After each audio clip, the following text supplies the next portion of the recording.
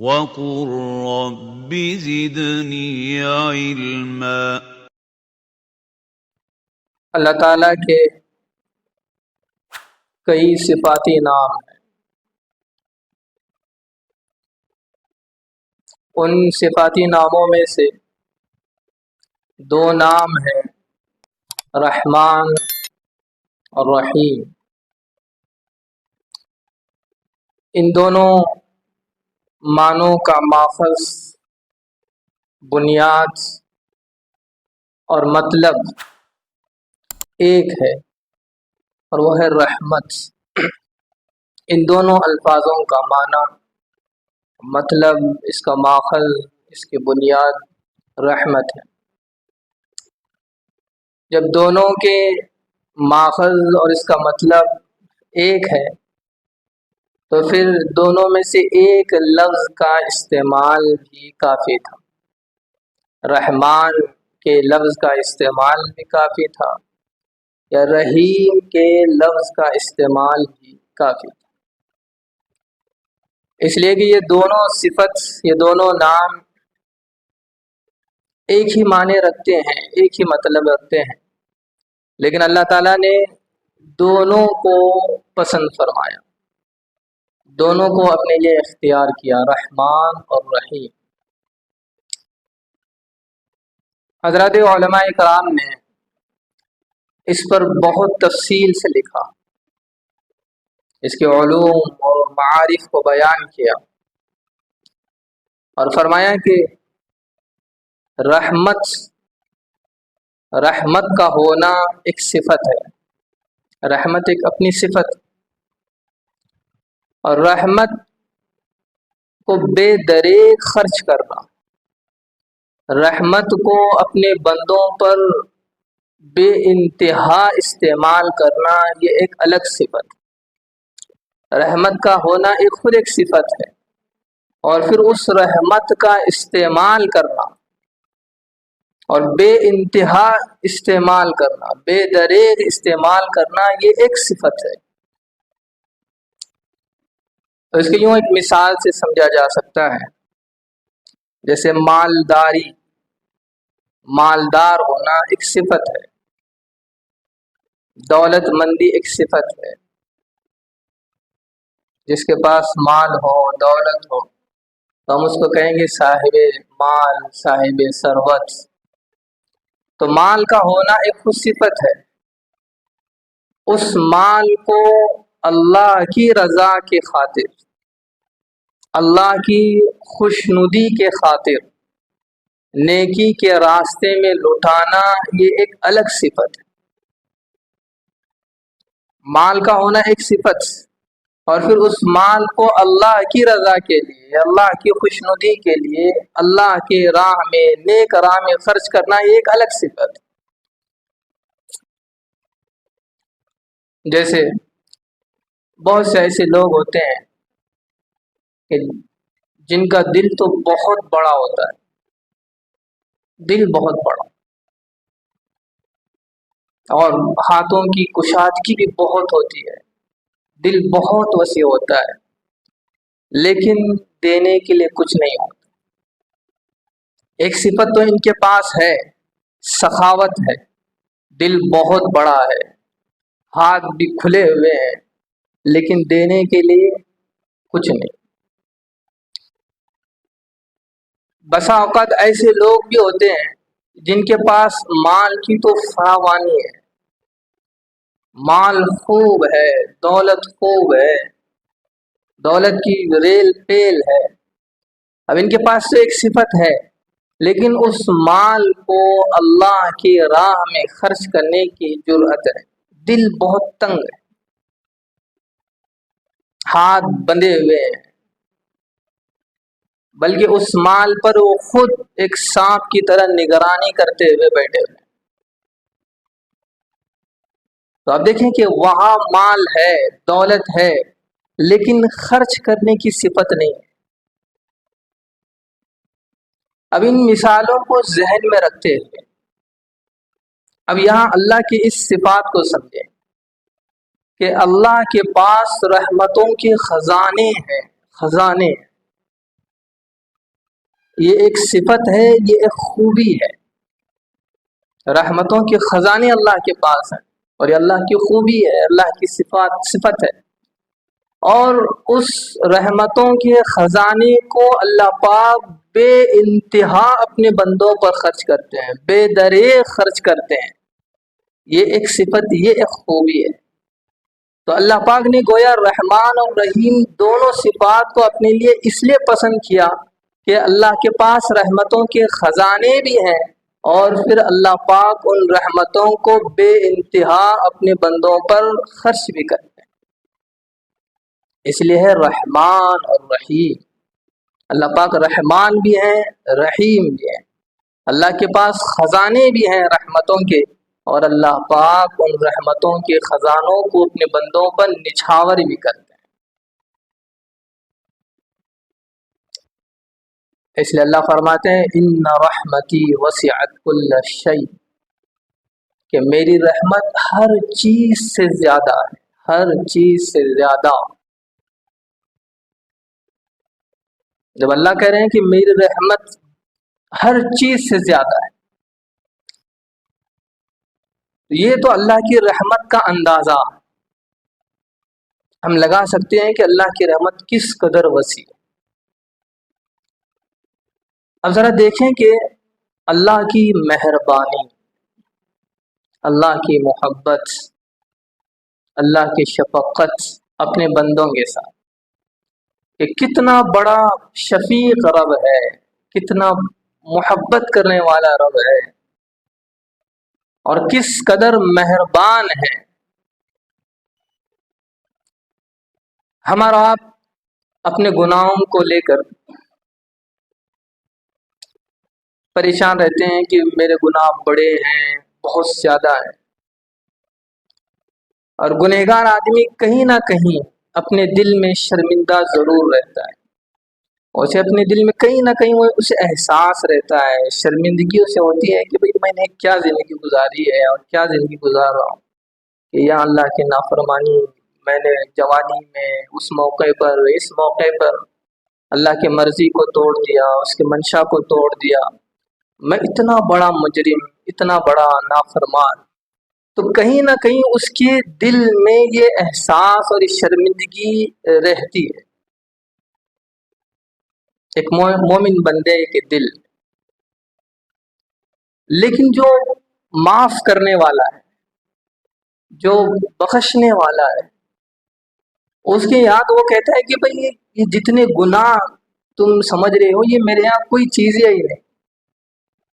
وہ قرآن میں جگہ جگہ اللہ کہتا ہے نبئ عبادی انی انا الغفور الرحیم، کہ جو بندے اپنے گناہوں کو لے کر کہیں نہ کہیں شرمندہ ہیں، ان کے اندر احساس پیدا ہو رہا ہے. اللہ کہہ رہے ہیں نبئ عبادی انی انا الغفور الرحیم، کہ میرے محبوب میرے بندوں کو یہ پیغام سنا دو، میرے بندوں کو یہ خبر دے دو کہ میں بہت معاف کرنے والا، بہت معاف کرنے والا اور بڑا رحیم ہوں، بڑا رحیم. اللہ نے قرآن مجید میں جگہ جگہ اس بات کو سمجھا. اب یہاں دیکھیں اللہ کا اتنا فرمان ہی کافی تھا، لیکن انداز بیان اللہ نے کیا خوب استعمال کیا. ان الفاظ پر غور کریں جو اللہ پاک نے انداز بیان پیش کیا ہے. یوں سمجھیں کہ ایک بہت بڑا بادشاہ، بہت بڑا بادشاہ، وہ اس کے دل میں آیا کہ آج میں اپنی رعایا کے لیے خزانوں کے دروازے کھول دیتا ہوں. تو اس نے اپنے غلام کو یا اپنے وزیر کو یا پھر اپنے کسی نمائندے کو اس نے کہا کہ بھائی جاؤ اور لوگوں کو بلوا لاؤ.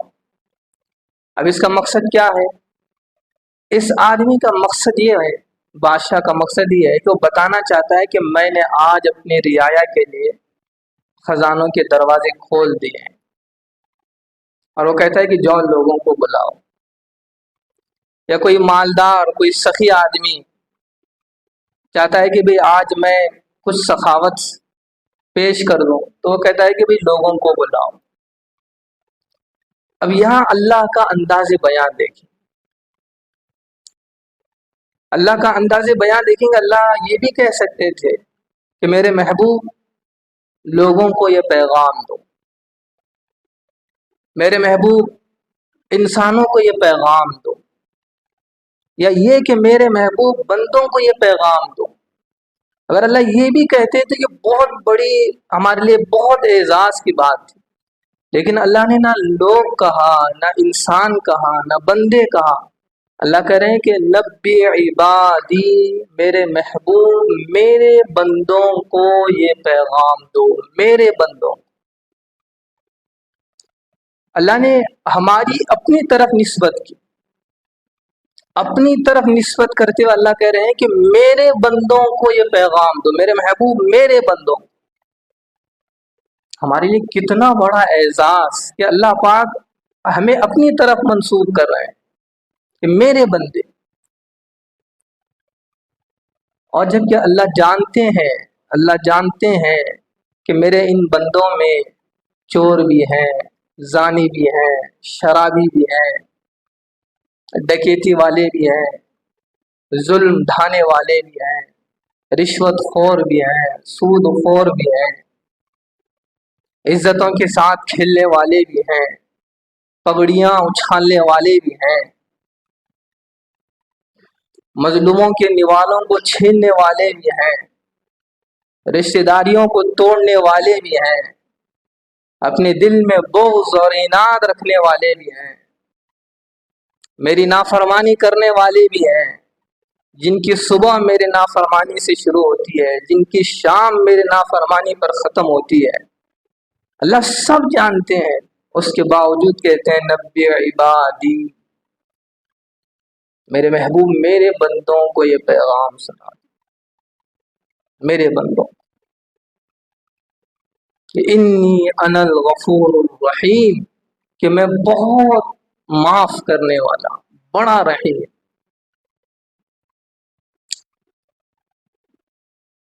اس لیے کہ کہیں کوئی گنہگار بندہ وہ اپنی ظلم کی وجہ سے، اپنی جرائم کی وجہ سے، اپنے گناہ کی وجہ سے میری رحمت سے مایوس نہ ہو جائے۔ اس نے غلطی کی، اس نے خطا کی، وہ شرمندہ ہو رہا ہے، کہیں ایسا نہ ہو کہ وہ اپنے جرم میں اس کے اندر یہ احساس پیدا ہو، یا اس کا نفس یا شیطان اسے میری رحمت سے دور نہ کر دیں۔ تو اللہ کہہ رہے ہیں کہ سب کو، اس میں سارے نافرمان بھی آ گئے، کہہ رہے ہیں کہ نبی عبادی، میرے محبوب میرے بندوں سے کہہ دو کہ میں بڑا معاف کرنے والا اور رحم کرنے والا۔ کیا ہے کوئی اس قدر محبت کرنے والا، شفقت کرنے والا، اس قدر مہربان؟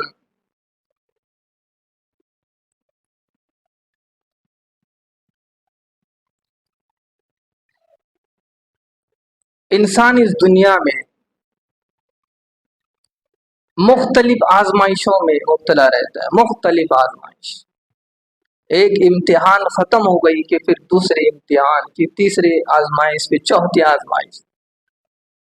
ایک طرف شیطان نیکی کے راستے پر بیٹھ کر اسے نیکی سے دور کرنے پر اس کی تیاری ہے، اور دوسری طرف نفس مختلف جہاں سے دے کر اسے الجھا رکھا ہوا ہے، اور پھر خواہشات ہیں، تمنائیں ہیں، آرزویں اس زور سے اس کے پیچھے لگی ہوئی ہے انسان کے کہ وہ اللہ سے دور ہوتا چلا جا رہا ہے۔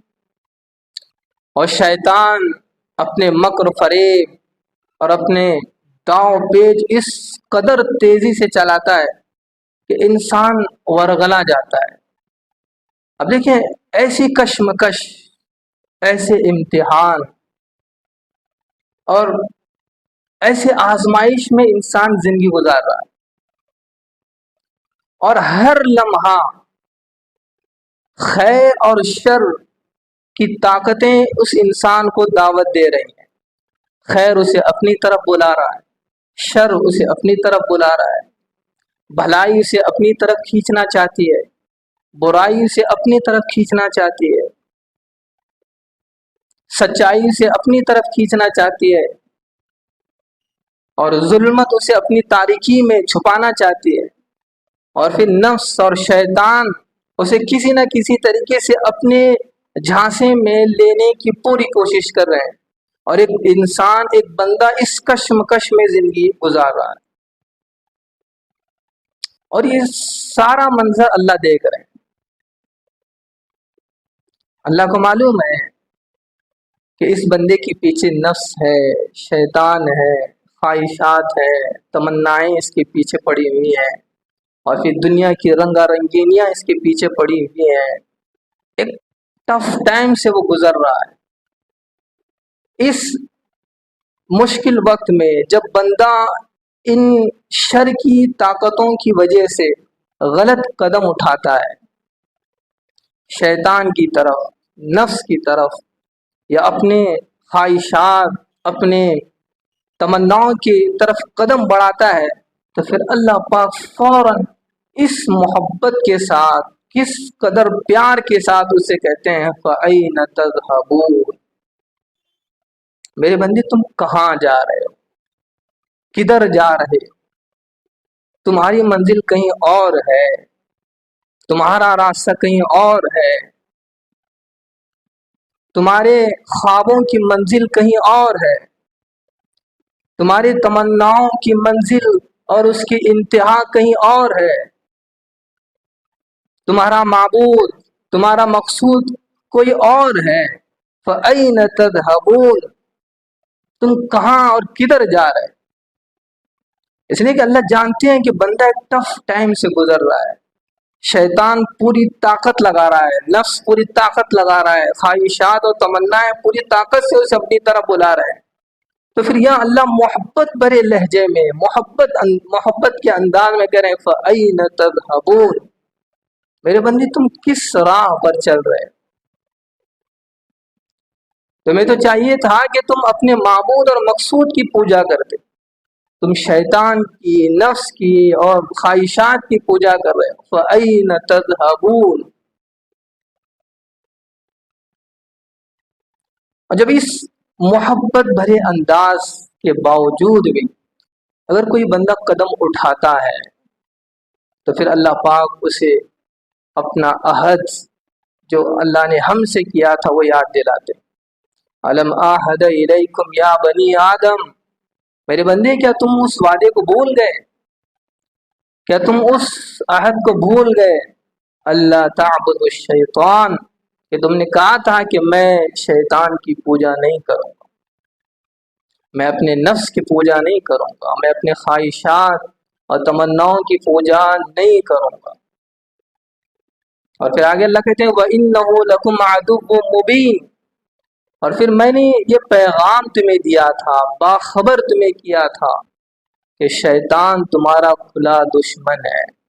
मैंने तुम्हारे दुश्मन की निशानदेही भी की थी, ऐसा नहीं कि तुम्हें पता नहीं कि दुश्मन मेरा कौन है, मैंने दुश्मन की निशानदेही भी की थी। और फिर रास्ता भी बताया वह अनिअबुदूनी, कि तुम मेरी इबादत करो, मेरी मर्जियात के मुताबिक चलो, मेरी ख्वाहिशात और मंशा के मुताबिक चलो। वह हादा सिरातुम मुस्तकीम, ये वो मंजिल है, ये वो रास्ता है जो तुम्हें मुस्तक पहुंचाएगा, जहाँ तुम्हारे ख्वाबों की इमारतें हैं, जहाँ तुम्हारी तमन्नाओं की इंतहा है, जहाँ तुम्हें अपना मकसूद और माबूद तुम्हें मिलेगा। देखिए कितने प्यारे अंदाज में, कितने शफकत भरे अंदाज में अल्लाह ने अपने बंदों को समझाने की कोशिश की कि जो बंदा राह से जरा हटने लगता है तो फिर अल्लाह पाक इस अंदाज से बंदे को समझाते हैं। और जब बंदा मोहब्बत से, प्यार से, शफकत से तब भी नहीं समझता, उसके बावजूद भी वो गलत राहों पर चलता है, शैतान के रास्ते पर चलता है, अपने नफ्स और ख्वाहिशात की इत्तिबा करता है, तो फिर अल्लाह पाक अब उसे अपनी नियामतें याद करवा कर اسے جھنجھوڑنا چاہتے. اب تک اللہ نے بس اپنی محبت، اپنی شفقت اور اپنی مہربانی کو سامنے رکھا. بندے کو تب بھی احساس نہیں ہوا، تو پھر اللہ پاک اب احسانات، نعمتیں یاد کرواتے ہیں تاکہ اس کے دل کو جھنجھوڑا جائے. پھر اللہ کہتے ہیں الم نجعل لہ عینین، میرے بندے کیا ہم نے تمہیں آنکھیں نہیں دی؟ ولسانا وشفتین، یہ زبان جسے تم بات کر رہی ہے ہم نے دی ہے. وشفتین، یہ خوبصورت ہونٹ ہم نے دی. الم نجعل الارض مہادا والجبال اوتادا وخلقناکم ازواجا وجعلنا اللیل لباسا. ایک ایک نعمت کو اللہ گنوا رہے ہیں کہ میرے بندو میں نے اس زمین کو تمہارے لیے فرش بنا دیا، ان پہاڑوں کو تمہارے لیے میں نے گاڑ دیا، اور تمہاری راحت کے لیے، تمہارے سکون کے لیے میں نے تمہیں جوڑا جوڑا پیدا کیا. اور میں جانتا تھا کہ تم دن بھر محنت کرو گے، محنت مزدوری کرو گے، تم دن بھر تھکے ہارے ہوگے، تو میں نے وجعلنا اللیل لباسا، تمہارے لیے رات کا انتظام کیا، ایک لمبی رات جس میں تم چین پا سکو، سکون کی نیند سو سکو. یہ میں نے سب تمہارے لیے کیا. ایک ایک نعمت اللہ پاک گنوا رہے ہیں. اور پھر گنواتے گنواتے اللہ کہتے ہیں وَإِن تَعُدُّوا نِعْمَةَ اللَّهِ لَا تُحْصُوهَا. میرے بندو، اگر تم نعمتوں کو گنوا کر ہی تمہارے اندر احساس پیدا ہونا ہے تو پھر یاد رکھو کہ میری نعمتیں اتنی ہیں کہ اس کا شمار نہیں ہو سکتا. لیکن نعمتوں کے باوجود تم مجھ سے منہ موڑ کر زندگی گزارتے رہے، میرے مرضیات کو رون کر تم آگے بڑھتے رہے، میرے حکم کے خلاف زندگی گزارتے رہے. جہاں ٹکراؤ ہوتا تھا میرے احکامات کا اور نفس کی خواہشات اور اتباع کا، تو تم نے اپنی نفس کی اتباع کی، میرے احکامات کو تم نے پاؤں سے رون دیا. انسان کا عجیب حال ہے. ہم غور کریں کہ اللہ نے اتنی نعمتیں ہمیں دی، مال اسی نے دیا، مال سے محبت ہے، اللہ سے محبت نہیں. عزت اللہ نے دی، عزت سے محبت ہے، اللہ سے کوئی محبت نہیں. صحت اللہ نے دی، صحت سے تو اپنی صحت سے ہر ایک بندے کو محبت ہے، اللہ سے کوئی محبت نہیں. اللہ نے عہدہ دیا، منصب دی، اس سے تو محبت ہے لیکن اللہ سے کوئی محبت نہیں.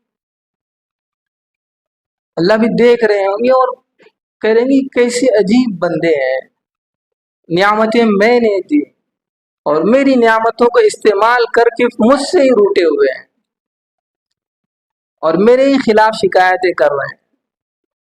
کوئی لمحہ ایسا نہیں جس میں وہ میری نعمت کو استعمال نہ کر رہے ہوں، اس کے باوجود بھی مجھ سے شکایتیں ہیں، مجھ سے گلا ہے، میرے احکامات کو چھوڑ کر، مرضیات کو چھوڑ کر زندگی گزار رہے ہیں. اب دیکھیں، جب محبت، مہربانی، شفقت سے بھی بندہ نہیں سمجھا، پھر اللہ نے پیار کے لہجے میں سمجھایا، اس وقت بھی نہیں سمجھا، پھر اللہ نے نعمتوں کو گنوا کر سمجھانا چاہا. جب بندہ اس وقت بھی نہیں سمجھ پاتا اور اللہ کی طرف رجوع نہیں کرتا تو پھر اللہ پاک اپنے درد کو بیان کرتے ہیں.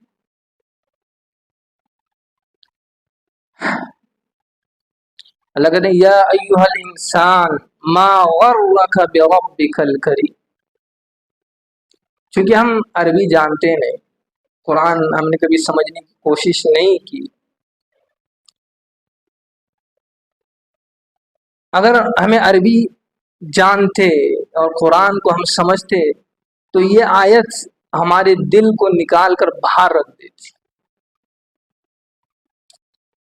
ہماری روح کو تڑپا دیتی کہ کس درد کے ساتھ اللہ پاک ہمیں سمجھا رہا ہے. یا ایھا الانسان ما غرک بربک الکریم، کہ میرے بندے کس چیز نے تمہیں مجھ جیسے رب سے دور رکھا ہے. وہ کون سی چیز ہے جو میرے اور تمہارے درمیان حائل ہے. میں اس قدر تم سے محبت کرنے والا، اس قدر شفقت کرنے والا، اس قدر مہربان، وہ کون سی چیز ہے جو میرے اور تمہارے درمیان آڑ بنی ہوئی ہے؟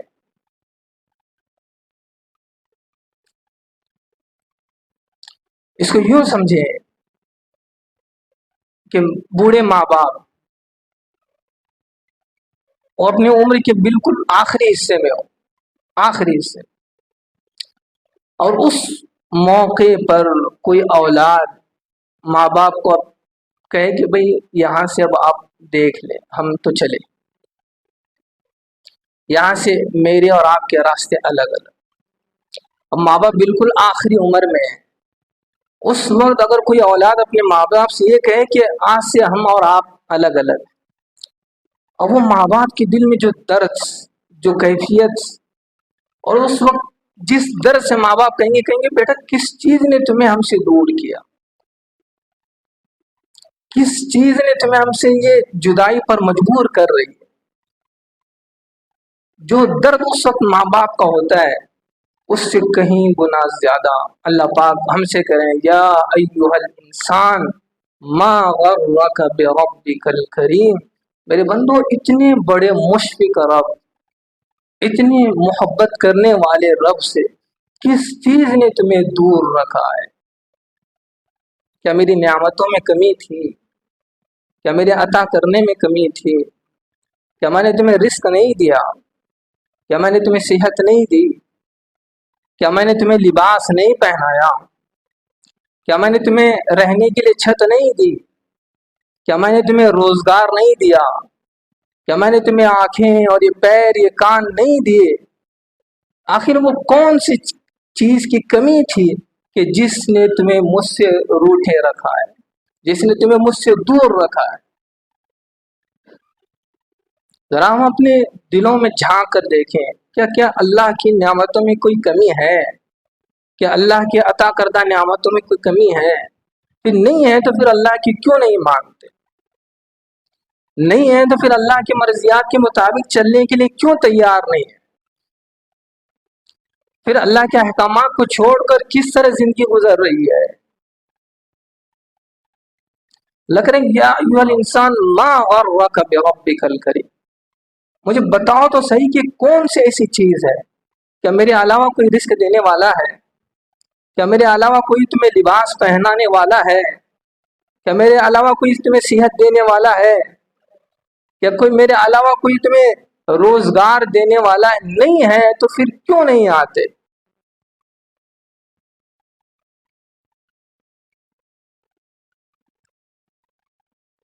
اللہ تعالیٰ سے سچی پکی توبہ اللہ ہمیں نصیب فرمائے، سچی پکی توبہ ہمیں نصیب فرمائے۔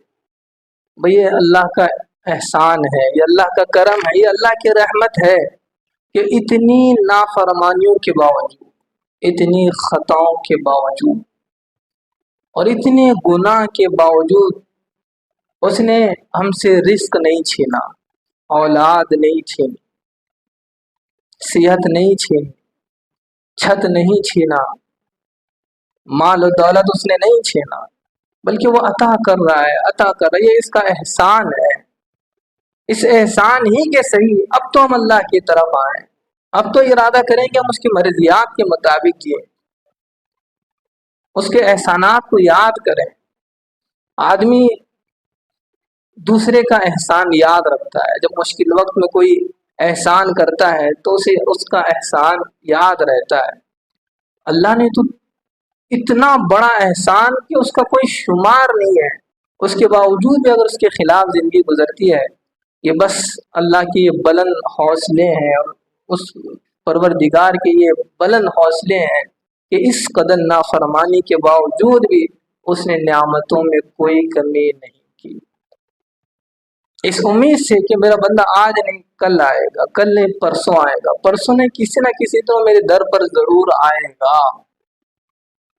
اس لیے کہتے ہیں نبی عبادی انی انا الغفور الرحیم، میرے بندو کبھی میری رحمت سے مایوس نہ ہونا، میں بڑا بخشنے والا، معاف کرنے والا۔ اللہ تعالیٰ ہمیں اس کے مرضیات کے مطابق زندگی گزارنے کی توفیق عطا فرمائے. پچھلی زندگی پر توبہ اور استغفار کی توفیق اللہ ہمیں نصیب فرمائے. وآخر دعوانا الحمدللہ رب العالمین. Thank you for watching. If you found this video helpful, please like, share it with others, and subscribe to our YouTube channel for more insightful Islamic content.